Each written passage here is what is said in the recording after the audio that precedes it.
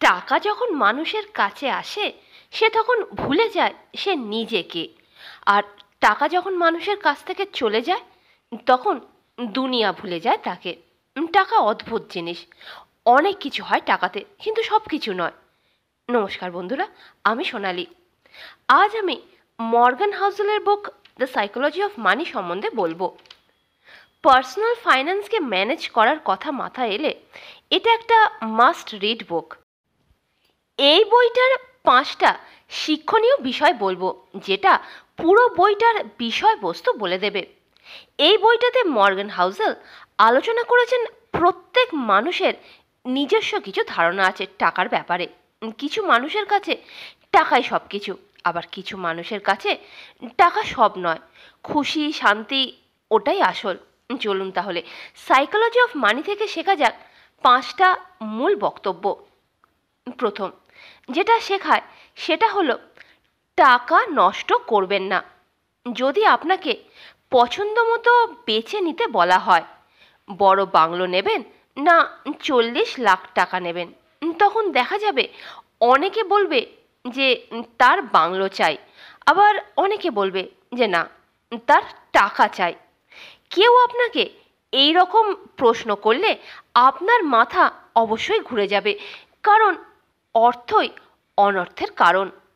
এই টাকার ব্যাপার বুঝতে গেলে নিজের মনকেও আগে বুঝতে হবে।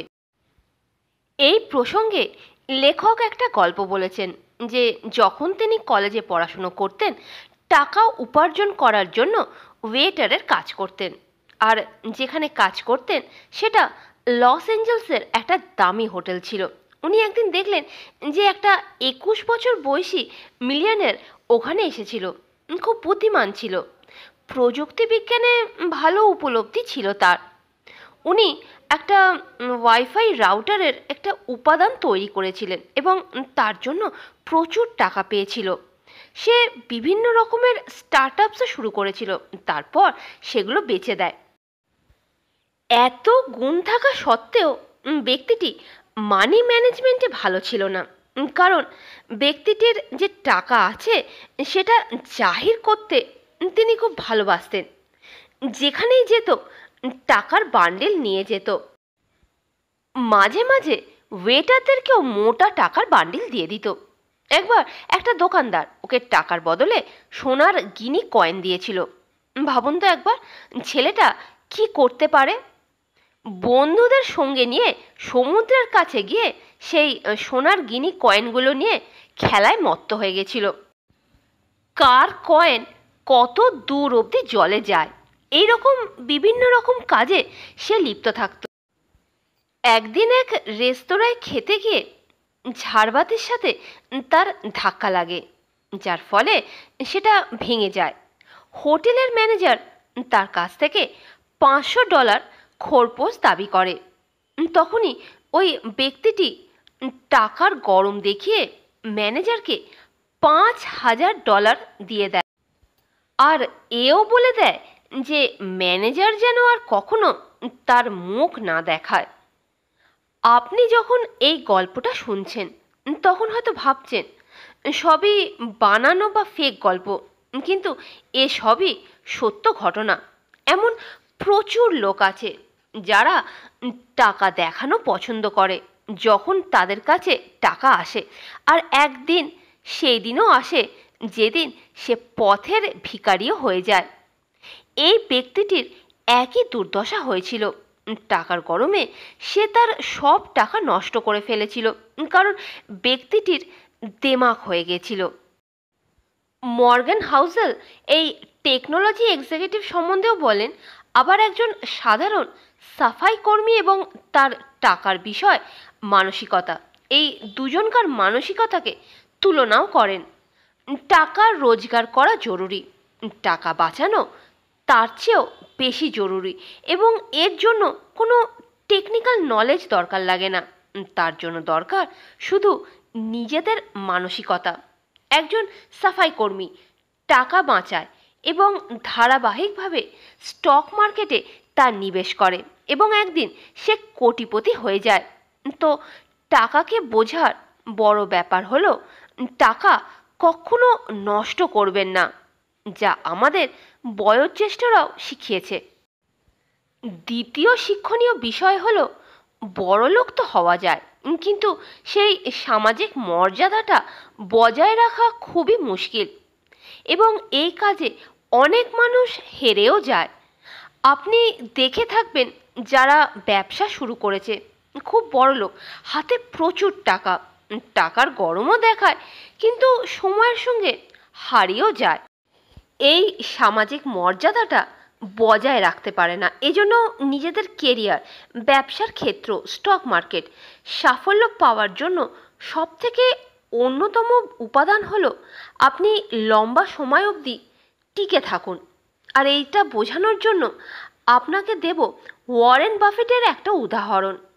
ওনার মতো এমন অনেক বিনিয়োগকারী যারা স্টক মার্কেটে বিনিয়োগ করেছিল, কিন্তু ওয়ারেন বাফেটের মতো সমানে সফল হতে পারেনি, কারণ ওরা লম্বা সময় অবধি স্টক মার্কেটে টিকে থাকতে পারেনি। বড়লোক হওয়ার প্রচুর রাস্তা আছে, আপনি যে কোনো একটা অবলম্বন করতেই পারেন, কিন্তু সেটা বজায় রাখা খুবই মুশকিল। যেমন সফল হয়ে থাকা, সফলতা তো পেয়ে যাবেন। আজকাল ডিজিটাল দুনিয়ায় যে কেউ যে কোনো সময় ভাইরাল হয়ে যাচ্ছে, কিন্তু ভাইরাল হতে থাকা খুবই মুশকিল কাজ। আর এই মুশকিল কাজের একটা গোপন রহস্য হচ্ছে, আপনাকে এটা মেনে নিতে হবে যে দুনিয়ায় কোনো জিনিসই স্থায়ী নয়। যদি আপনার কাছে কোনো জিনিস এসে যায়, তাহলে তার মূল্য দিন। আর এটা বুঝে চলুন যে এই দুনিয়াতে কোনো কিছুই স্থায়ী হয় না, সব কিছুই অস্থায়ী। আপনি যদি বুঝে শুনে চলেন, তাহলে দুনিয়াতে সফল হয়ে টিকে থাকবেন। এই ফর্মুলা আপনি পেয়ে যাবেন।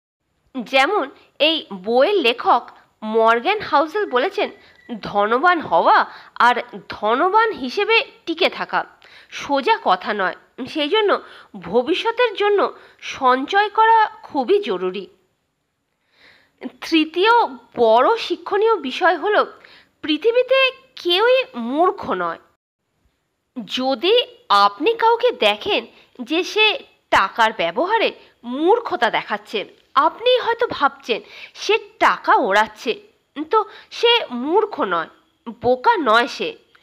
আজকালকার প্রজন্ম হয়তো মনে হয় দেখনদারি করতে গিয়ে টাকা নষ্ট করছে, গেমিংয়ের পেছনে দৌড়াচ্ছে, লটারির টিকিট কিনছে। তো মানুষ সেই কাজই করছে যেটা তার মন করতে চাইছে।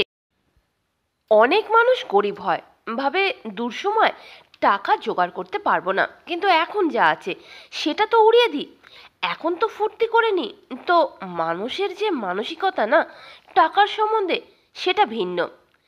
এমন লোকও প্রচুর আছে যারা বলে টাকা বাঁচানো সম্ভব নয়, কারণ তাদের আয়ের থেকে ব্যয় বেশি। তো সেজন্য আমরা এটা ভাবি যা আছে ফুর্তি করে শেষ করে দিই। আবার এমন মানুষও আছে যারা বড় গাড়ির ব্যাপারে ভাবে, বড় বাড়ির ব্যাপারে ভাবে, বড় স্কুলে অ্যাডমিশন করানোর ব্যাপারে স্বপ্ন দেখে। তো যদি আপনি এই সব জিনিস সহজে পেয়ে যান, তাহলে তার কদর করা শুরু করে দিন, কারণ এই সব জিনিসই এখনো অবধি প্রচুর মানুষের কাছে একটা অধরা স্বপ্ন মাত্র। মর্গ্যান হাউসেল একটা গল্প বলেছিল, যেটার বার্তা ছিল, মানুষ গরিব হোক, বড় লোক হোক, মধ্যবিত্ত হোক, যাই হোক, সে তার ফাইন্যান্সিয়াল রিলেটেড সিদ্ধান্ত তার এক্সেল শিট অ্যানালিসিস করে নেয় না, সে নেয় তার পরিস্থিতি, তার মানসিক আবেগ থেকে প্রভাবিত হয়ে। এটা হতে পারে যে সিদ্ধান্ত আমি নিলাম সেটা অপর লোকের বোকামি মনে হতেই পারে, কিংবা যেটা ধরুন আমি কোনো সিদ্ধান্ত নিলাম, আপনি ভাবতেই পারেন আরে সে কি সিদ্ধান্ত নিয়ে নিল। তো আমাদের যে উন্নতি, এটা নির্ভর করে আমাদের আশপাশের পরিস্থিতির ওপরে। আমাদের যে মানসিক আবেগ চলছে সেটাকে আমরা কিভাবে পরিচালনা করছি, আমরা টাকা কিভাবে পরিচালনা করছি, আর সেটার যথাযথ ব্যবহার করছি কিনা। আপনি ধরুন যখন কোনো শেয়ার কেনেন, আপনি কেনেন সস্তা মনে করে, কিন্তু অপর মানুষ সেটা বেচে দামি মনে করে। এটা বলার এটাই মানে যে মানুষের সবসময় এটাই মনে হয় যে সে সবসময় বড় সড় নিবেশ করছে, আর এটা হতেও পারে যে ওই সময়ের জন্য ওটা হয়তো বড় সড় নিবেশ। আজ থেকে 20 বছর আগে যদি কেউ অ্যামাজনের শেয়ার কিনে থাকে, আজ সে 2600% লাভে বসে আছে। এটাও হতে পারে যে কেউ হয়তো শেয়ার কেনেই নি। তো সবশুদ্ধ এটাই বলতে চাওয়া যে টাকাকে নিয়ে কেউই মূর্খ নয়, সে নিজে পারিপার্শ্বিক পরিস্থিতি, মানসিক আবেগ হিসেবে নিজের সিদ্ধান্ত নেয়। চতুর্থ শিক্ষা যেটা এই বই থেকে পাওয়া যায় তা হলো টাকা কখনোই পর্যাপ্ত পরিমাণে মনে হয় না। সবসময় আপনি এটা মনে করবেন হয়তো আরও যদি টাকা পেতাম আরও ভালো হতো, কিন্তু এটাই দুঃখের কারণ। সাইকোলজি অফ মানির ব্যাপারে বলতে গিয়ে কলকাতার রজত গুপ্তর উদাহরণ দেব। 40 বছর বয়সে অনাথ হওয়া সত্ত্বেও বড় কোম্পানির সিইও পদে প্রতিষ্ঠিত ছিলেন। 2008 সালে ওনার কাছে $100 মিলিয়ন ছিল। উনি চাইতেন তো ব্যাংকে টাকা রেখে সুদের টাকায় আরও কিছু টাকা রোজগার করতে পারতেন, কিন্তু উনি তাতেও সন্তুষ্ট ছিলেন না। উনি কোটিপতি থেকে আরবপতি হতে চাইছিলেন, লোভী হয়ে উঠেছিলেন। আর উনি এমন একটা কাজ করলেন যা ওনার মান সম্মান ধুলোয় মিশিয়ে দিল। বোর্ড মিটিংয়ে যে সিক্রেট ইনফরমেশন পাওয়া যেত সেটা উনি টাকার লোভে বিক্রি করে দিতেন, আর তারপর ইনসাইডার ট্রেনিংয়ের অপরাধে ওনার জেল হয়ে যায়। রজত গুপ্তর এই উদাহরণ আমাদের শেখায় যে এমন প্রচুর মানুষ আছে যারা নিজেদের ফাইন্যান্সিয়াল গোল অ্যাচিভ করে নিয়েছে, কিন্তু দ্বিতীয় ফাইন্যান্সিয়াল গোল ইমিডিয়েটলি অ্যাচিভ করতে চায়। এইসব মানুষ থেমে থাকে না, আর এই চক্রে লোভী হয়ে ওঠে, আর লোভ ধ্বংসের কারণ হয়ে ওঠে। আপনি যদি অপরের সঙ্গে নিজের ফাইন্যান্সিয়াল গ্রোথকে কম্পেয়ার করতে থাকেন, তাহলে এই সময়ের যে শান্তি আপনি সেটা হারিয়ে ফেলবেন। আর সর্বশেষ যেটা শেখায় যে মর্গ্যান হাউজেল বলছে, ভাগ্য আর ঝুঁকি দুজন একে অপরের পরিপূরক। ভাগ্য আর ঝুঁকি একসঙ্গে চলে, আমাদের জীবনের সাথে জড়িয়ে। একটা ছোট গল্প এই প্রসঙ্গে। 1968 সালে যখন বিল গেটস স্কুলে পড়াশুনো করতে যেতেন, তখন দুনিয়ার ওনার মতো 30 কোটি ছাত্র হাই স্কুলে পড়তো, কিন্তু আর্থিকভাবে শক্তিশালী ছিলেন বলে উনি লেক সাইড স্কুলে যেতেন। এটা ওই স্কুল যে স্কুলে পড়ুয়াদের শেখানোর জন্য কম্পিউটার ছিল, আর বিল গেটস ওই সময়ের ভাগ্যবান ছাত্র ছিল যিনি কম্পিউটার শেখার সুযোগ পান। উনি বলেন অন রেকর্ড যে যদি লেক সাইড স্কুল না থাকতো তো হয়তো আমার মাইক্রোসফট কোম্পানি হয়তো হতো না। বিল গেটসের সাফল্যের পেছনে অনেকগুলি কারণ আছে, যার মধ্যে ভাগ্যও একটা। বিল গেটস নিজের স্কুলের বন্ধুর কথা বলেন যে কেন্ট নামে এক বন্ধু ছিল যে স্কুল ছেড়ে দেয়, এবং যদি থাকতো তাহলে সেও মাইক্রোসফটের প্রতিষ্ঠাতা হতো। সে পড়াশোনার পাশাপাশি পর্বতারোহণ কাজে লিপ্ত ছিল, আর সেটা করতে গিয়ে তার প্রাণনাশ হয়। পর্বতারোহণ করতে লাখো মানুষ যায়, আর তার মধ্যে হয়তো একজনের প্রাণ যায়, আর সেই একজন হয়তো কেন্টই ছিল। কেন্ট ঝুঁকি নিল, ওখানে গেল, যা খুবই বিপদসংকুল ছিল, আর উনি মৃত্যু বরণ করে নিলেন। জীবনে সফল হওয়ার পেছনে অনেক কারণ থাকে, ঝুঁকি থাকে, ভাগ্য থাকে, আর সর্বশেষ আপনার পরিশ্রমও থাকে। এই সব কিছু মিলিয়ে তবেই আপনি জীবনে সফল হতে পারবেন। যদি আপনার কাছে টাকা এসে যায় তাহলে আপনি বিনম্র হয়ে থাকুন, আর যদি আপনার কাছে টাকা না এসে থাকে তাহলে চেষ্টা করতে থাকুন, অবশ্যই আপনি সফল হবেন। শেষে আবারও বলি, চলুন কিছু করে দেখাই।